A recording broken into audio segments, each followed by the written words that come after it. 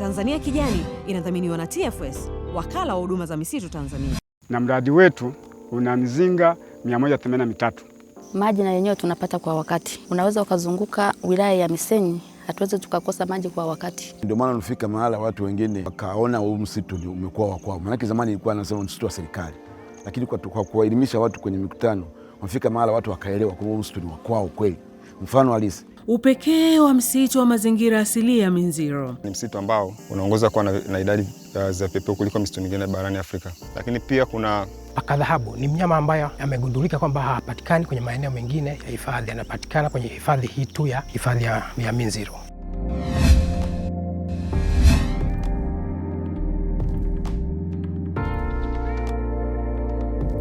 Tanzania Kijani Kagera, wiki hii ni wilaya ya Misenyi, kwenye msitu unaoongoza kuwa na vipepeo wengi zaidi hapa nchini. Msitu wa mazingira asilia Minziro ni msitu ambao umepandishwa hadhi kwa sababu una viumbe adimu, una vitu vya kipekee, una mazingira mazuri yanayovutia, una ekolojia muhimu sana hapa Kagera, kwani kuna maji yanayoelekea kule mto Kagera ambao ni mto maarufu na mto mkubwa hapa nchini. Lakini pia kuna maeneo ya kihistoria, tena historia ya kidunia. Na kwa wale wanaotaka fursa sasa na kupa mchongo, kuna fursa za uwekezaji za utalii ekolojia kwenye msitu wa mazingira asili ya Minziro. Fuatana nami anapita kufahamu zaidi.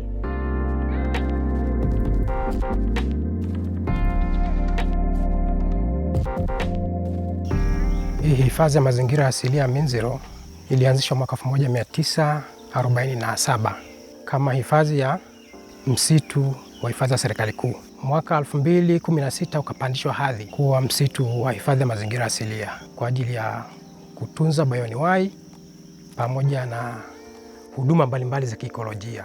Huu msitu upo mkoa wa Kagera, halmashauri wilaya ya Misenyi. Hii hifadhi imeanzishwa kwa ajili ya utunzaji wa bioanuwai na huduma mbalimbali za kiikolojia. Una vitu mbalimbali, una vivutio mbalimbali ambavyo vinapatikana kwenye hii hifadhi. Vivutio vya kipekee, una jamii ya ndege zaidi ya jamii 245 ambazo zinapatikana kwenye hii hifadhi ya mazingira asili ya Minziro. Una viumbe vingine kama vipepeo. Vipepeo pia wanapatikana katika hii hifadhi ya Minziro zaidi ya jamii 600. Aina mbalimbali za vipepeo wenye rangi tofauti tofauti kama ambavyo tumekwenda kuwaona. Hii pia hifadhi ya Minziro wanapatikana mamalia adimu ambao hawapatikani kwenye maeneo mengine. Wanyama kama Thomas Galago, Ntakomba. Hii hifadhi pia kuna eneo la kihistoria. Kuna eneo la inaitwa Bulembe. Hili ni eneo la kihistoria ambapo ilikuwa ni ngome ya askari wa Kijerumani walipokuwa wanapigana ile vita kuu ya kwanza kwenye ile eneo, kwa ni maeneo ya kihistoria. Kwa ni hifadhi ambayo ina licha ya kuwa na bioanuwai mbalimbali ambao tunawatunza katika hii hifadhi, una hivyo vivutio, vipepeo, ndege mbalimbali adhimu, mamali adhimu na maeneo ya kihistoria ambayo yanapatikana kwenye hifadhi. Upekee wa msitu wa Minziro au hifadhi ya mazingira asili ya Minziro, kwanza kabisa, kwa hiyo tafiti zinasema kwamba ni msitu ambao pia yani kwa rekodi hiyo inaonekana kwamba ni msitu ambao unaongoza kuwa na idadi za vipepeo kuliko misitu mingine barani Afrika. Kwa hiyo ndio upekee wake. Pia kuna utafiti ambao umefanyika mwaka 2018 ambapo kulikuwa kuna timu ya watalii kutoka Italy. Kuna taasisi moja inaitwa MUSE au tunasema ni Museum of Science ambayo iko kule Italy, wanasikana mambo utafiti. Walishirikiana na chuo cha usimamizi wa wanyamapori Mweka.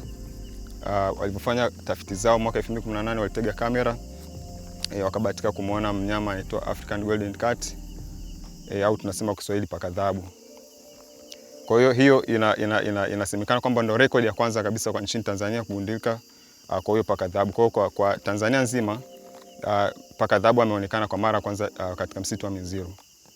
Kwa hiyo ndio pekee wa hifadhi yetu ya Minziro. Lakini pia kuna ndege aina mbayuwayu pia anapatikana katika msitu unaitwa Blue Swallow. Kwa rekodi au utafiti ambazo zimefanyika inaonekana kwamba Huyo ndege kwa sababu huwa anahama kutoka nchi moja kwenda nyingine. Kwa hiyo ni migrant, lakini kwa Minziro huku ni eneo lake la kupumzikia. Kwa hiyo tunaona kwamba ni sehemu pia kipekee kwa masuala ya ekolojia ya viumbe hai. Kwa hiyo msitu pia una sifa kubwa kwa masuala ya utafiti pia. Kwa sababu pia kuna tafiti nyingi zimefanyika, kwa hiyo ni eneo la kipekee sana kwa masuala ya utafiti pia.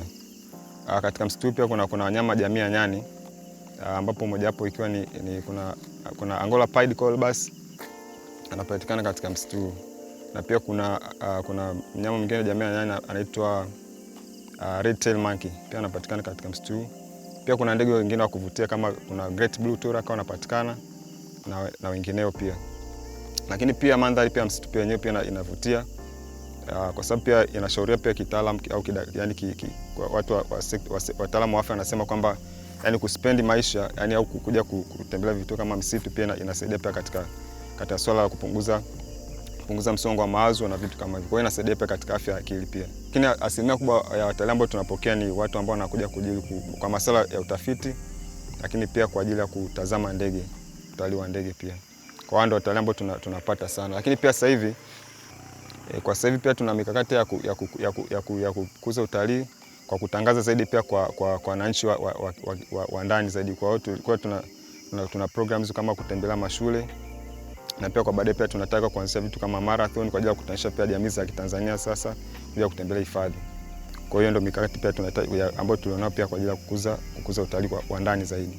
Wito wangu kwa wananchi ni kuja kutembelea pia vivutio vyetu, kwa sababu kwanza pia itakuwa inakuza mapato ya serikali, lakini pia itasaidia pia kama alivyosema wataalamu wa afya pia wanasema kwamba mtu anapokuja kutembelea hifadhi anakuwa anaondoa msongo wa mawazo. Kwa hiyo ni sehemu nzuri pia katika kuimarisha au kufanya akili ikakaa vizuri. Kwa hiyo ndio wito wangu hasa kwa ajili ya Tanzania kuja kutembelea hifadhi yetu ya Minziro. Tunawakaribisha wananchi na wadau mbalimbali waje kwa ajili ya kuangalia vivutio mbalimbali kama nilivyovitaja pale. Kuna ndege mbalimbali wanapatikana mahali hapa, kuna vipepeo mbalimbali wa rangi tofauti tofauti ambao wanapatikana mahali hapa. Pia waje kwa ajili ya kutembelea, kuangalia vivutio. Ukishaangalia vivutio, kwa kweli watavutiwa hata kuweza kuweka mitaji mbalimbali kwa wadau mbalimbali kuweza kuwekeza katika ile eneo. Pili, tunawakaribisha wadau mbalimbali kwa ajili ya uwekezaji. Tuna uwekezaji kwenye miundombinu mbalimbali ya utalii, tuna miradi ya uwekezaji au hifadhi. Tunawakaribisha hata miradi mbalimbali ya upandaji miti, miradi mbalimbali ya ufugaji wa nyuki, miradi mbalimbali ya ufugaji wa vipepeo. Tunawakaribisha ili tuunganishe nguvu katika kuhifadhi huu msitu. Kuhifadhi misitu tutaongeza uchumi wa kijani, tutaongeza mapato ya utalii na tutahifadhi mazingira kwa ujumla wake.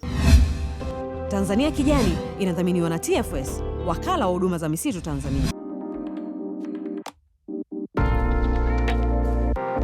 Kipindi cha Tanzania Kijani wiki hii kinahusu msitu wa mazingira asilia Minziro, msitu unaopatikana mkoani Kagera, msitu ambao umeanza kuhifadhiwa kitambo kweli tangu enzi za wakoloni kabla ya uhuru, lakini mwaka 2016 ukapandishwa hadhi kutoka kuwa msitu wa hifadhi na kuwa msitu wa mazingira asilia, kwa sababu una vitu adimu kabisa, vitu ambavyo havipatikani kwingineko kokote zaidi ya msitu wa mazingira asilia Minziro. Lakini pia jamii inanufaika na mfumo ekolojia wa msitu wa Minziro kwa sababu wanapata uhakika wa maji, shughuli za kilimo zinafanyika kwa uhakika, mvua zinapatikana wakati wowote. Na katika masuala ya ufugaji nyuki, wananchi wamepewa elimu ya uhifadhi, wanapewa miti, wanaruhusiwa hata kufuga nyuki ndani ya hifadhi ya msitu wa mazingira asilia Minziro.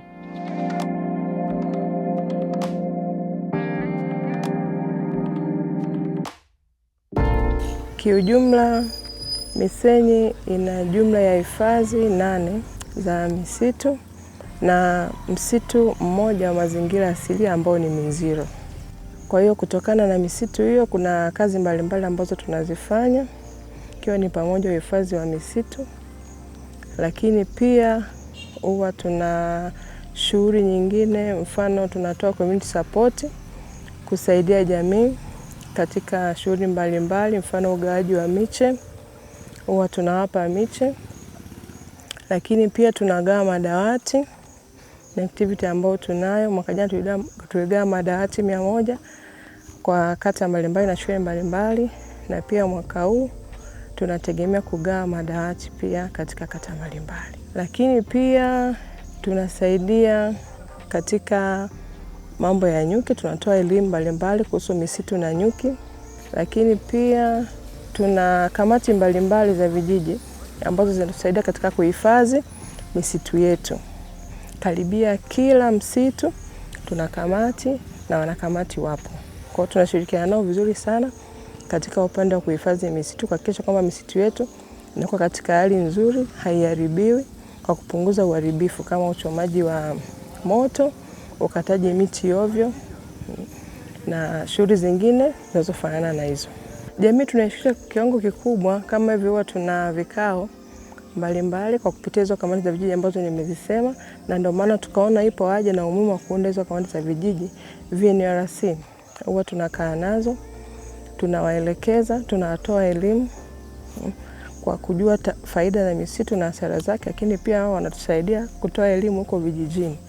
Kwa hiyo tunawapa elimu sisi, lakini na wao sasa wanakuwa kama ni wajumbe huko vijijini kwa kueleza faida za misitu na kusaidia kupunguza uharibifu kwa hiyo misitu.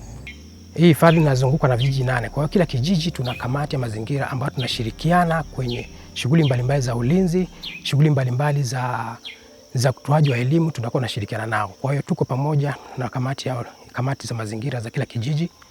Pia tuna viongozi mbalimbali wa vijiji ambao tunashirikiana kwenye shughuli tunapokuwa tunafanya labda elimu, tunatoa labda kuna ile miradi ya maendeleo, tunawashirikisha nao pia kwenye hizo shughuli.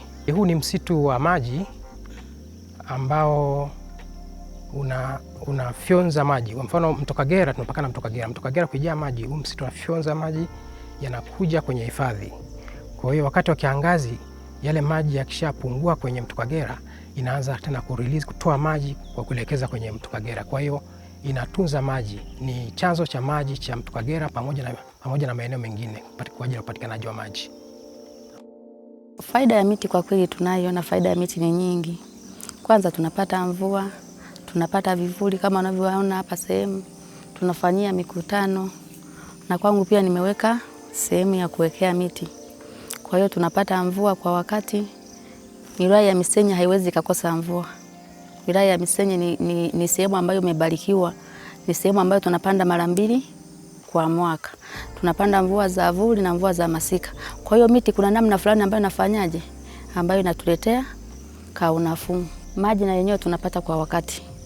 Unaweza ukazunguka wilaya ya Misenyi, hatuwezi tukakosa maji kwa wakati.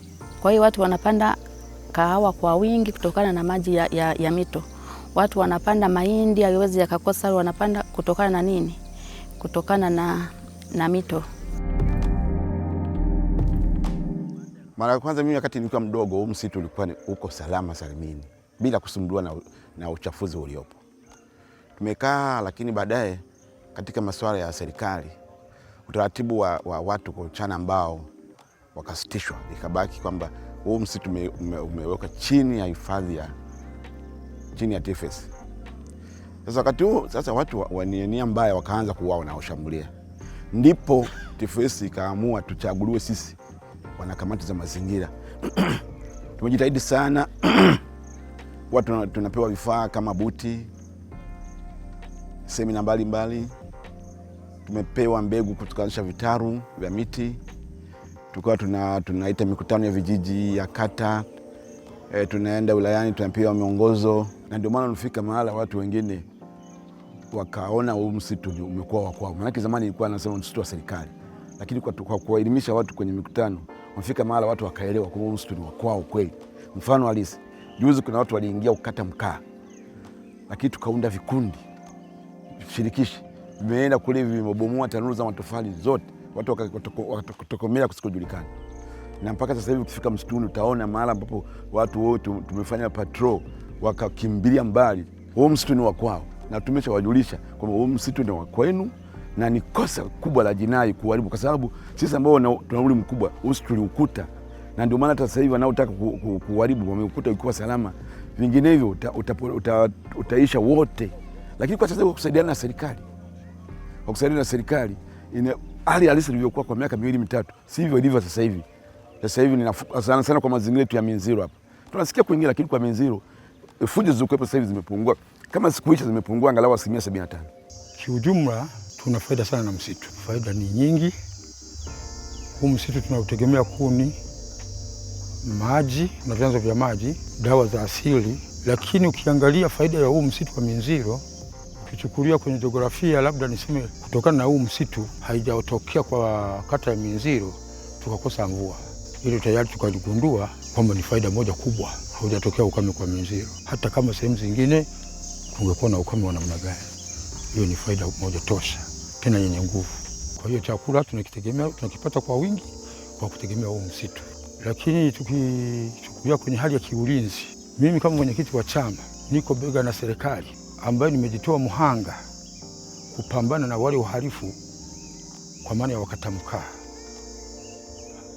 Nafikiri hata mkuu wa TFS anafahamu, wa wilaya, hata mkuu wa wilaya anaifahamu. Mpaka sasa hivi lipo jopo limeandaliwa kwa ajili ya kulinda msitu wa Minziro. Na nawashukuru sana viongozi wa serikali, kuanzia mwenyekiti, watendaji, hata polisi wameniunga mkono kwa kila mtu anavyoweza. Nikashirikiana na TFS na kweli wamekubali kuniunga mkono, wakasema tuko tayari kukuunga mkono kwa kuwasakanya wale wahalifu. Na kama wanalisemea kwamba labda bangi ndio biashara haramu, sasa mimi kwa imani yangu nataka wautambue msitu kwamba ni haramu kuzidi bangi. Ndio mapenzi yangu yalivyo. Bora nisichaguliwe, lakini niache msitu uko salama kama nilivyoukuta. Minziro unatusaidia toka tangia utotoni. Wazee wetu wanatafuta huko dawa za kutibia magonjwa mbalimbali. Unatusaidia kutuletea mvua, maanake Minziro tulikuwa tukosi mvua. Lakini saa hizi tunaanza kupata hasara za huo msitu kwa ngiri hiyo ya watu kuvamia, mara wakata mbao, mara wa mkaa. Lakini kuhusu mkaa kwa sasa nisijue wakata mbao. Mwenyekiti wa CCM amelivalia njuga kweli.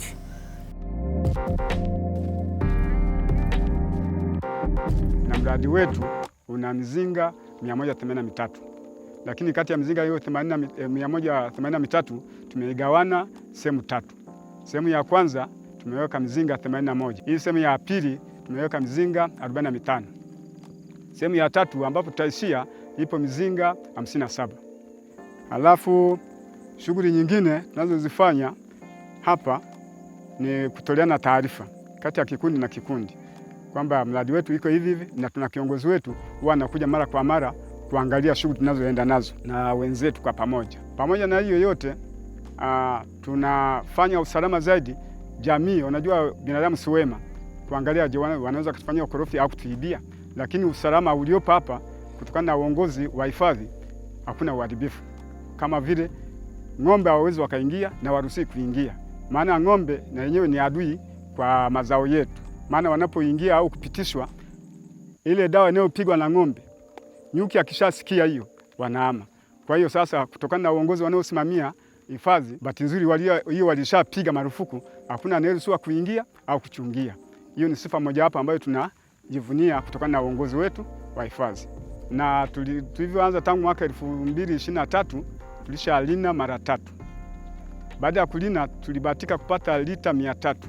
Kutokana na changamoto tulizonazo kuhamishahamisha, kuna wakati fulani tunachelewa kuvuna, tunakuta nyuki ameshatumia asali ile, tunakuta vile vitoto. Sasa tunapokuta vile vitoto, huwa turuhusiwi kuchafua ule mzinga, tunarudisha pale pale tunafanya ukaguzi kwamba huu mzinga uko tayari. Sasa tuna budget ya ratiba kwamba kila baada ya miezi 6 tufanye nini? Tuvune, ndio utaratibu, ili waongeze kuzalisha tena. Kabla hatujavuna au hatujaanzisha mradi, maisha yetu yalikuwa ni ya shida, maana sasa hivi uongozi na serikali inasisitiza kwamba jamii iunde kikundi naye wawe wabunifu wa mradi ili waweze kuibuka kutoka hali duni kuingia hali bora. Ndio maana kutokana na hali hiyo tumejitafutia njia mojawapo ambayo inaweza ikatupatia kipato, ikatuongezea kipato, tukatokana na hali ya uduni na sisi tuende kwenye hali bora kama watu wengine, kama tunavyoona kwenye vyombo na wanavyotangaza viongozi. Maana tunaona wenzetu wananufaika. Sasa sisi kubweteka, tukaona na sisi tufuate nyayo ili tutokane na hali hiyo. Tia ufugaji wa nyuki maanake naongeza kipato. Wanapoongeza kipato wanatusaidia, maanake kwamba hawatakuwa na kushawishika kuingia msituni kwa ajili ya kuendelea kukata miti kwa ajili ya kuchoma mkaa au kukata miti, kukata mbao kwa ajili ya kuweza kujipatia kipato. Kwa hiyo kupitia ufugaji wa nyuki, maana yake kwamba wanaboresha kipato chao, hata kuwa na ile kushawishika kuingia ndani ya hifadhi kwa ajili ya kujipatia mahitaji mengine. Huu msitu tunaulinda kulingana na hali jinsi inavyokuwa. Kwa mfano, tunakuwa na mikutano ya kijiji, mikutano ya vitongoji, tunahamasisha ili wananchi waweze kutunza msitu na kuulinda. Kijiji kizima pamoja na kamati ya mazingira tunashirikiana, tuna ushirikiano mkubwa, kamati pamoja na wananchi, ili tuweze kulinda msitu wetu. Kule ndo tunatoa maji, tunateka maji, na tunatafuta dawa za asili pamoja na majani ya kukalia, tuseme hivyo. Tunashukuru sana TFS, wanatusaidia kwa kuleta miti ya kupanda pamoja na kuelimisha na kusaidia vikundi vyetu tulivyovitenga vya kulinda msitu. Wanaleta kama vifaa vitendea kazi kama gambuti, daftari, pamoja walituletea na taa. Kwa hiyo wanatusaidia kwa hivyo. Lakini pia tunaomba waendelee kutusaidia kwa sababu tuna mashule, tuna taasisi zina mambo mengi ambayo yanaweza wakatusaidia. Hatua tuliyoichukua sasa hivi, tulichukua hatua kwa mkuu wa wilaya pamoja na ofisi ili waweze kutusaidia na kutupa nguvu. Lakini pia hatua zingine tunazozifanya, kamati za mazingira zinaendelea kupiga doria ili tuweze kuzuia ule uharibifu. Mimi wito wangu kwa watu ambao wanakata ni kwamba wasiharibu mazingira. Tutunze mazingira na yatutunze, tusiharibu mazingira, tuyatunze kwa wakati. Wito wangu ni kwamba tushirikiane nao kwa sababu huu msitu ni wa kwao, ni vijiji ambavyo vinazunguka hifadhi. Tushirikiane kwa ajili ya kutunza hii rasilimali adhimu ya misitu, kwa sababu ukiangalia hifadhi hii ndio ambayo inawapatia maji, inawapatia mvua, inawapatia ardhi ambayo ina rutuba kwa ajili ya shughuli mbalimbali za kilimo pamoja na mahitaji mengine yote. Kwa mfano kwenye huduma za utalii, maana yake kwamba hata wao wananchi wanategemea kuwa na miradi mbalimbali ya uwekezaji kwa ajili ya kuonyesha tamaduni zao, vyakula mbalimbali vya asili, ngoma na nini, kama vivutio. Kwa hiyo tunakaribisha huu msitu utaweza kuwanufaisha pia wao.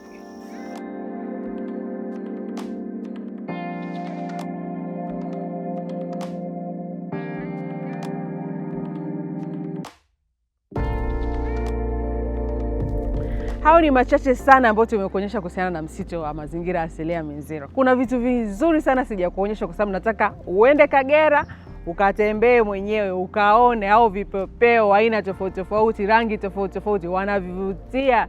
Yaani hakuna kwingine ambako unaweza ukapata vipepeo wengi kama katika msitu wa mazingira asilia Minziro. Mazingira mazuri, utaona hata mto Kagera unaonekana vizuri kabisa ukiwa katika hifadhi ya mazingira asilia Minziro. Lakini kwa wawekezaji, jamani, nimeambiwa kuna fursa. Usiseme maisha magumu, hakuna pesa, una pesa yako, una sehemu ya kuwekeza. Njoo Kagera, wekeza katika utalii ekolojia, wekeza katika sekta utalii unalipa.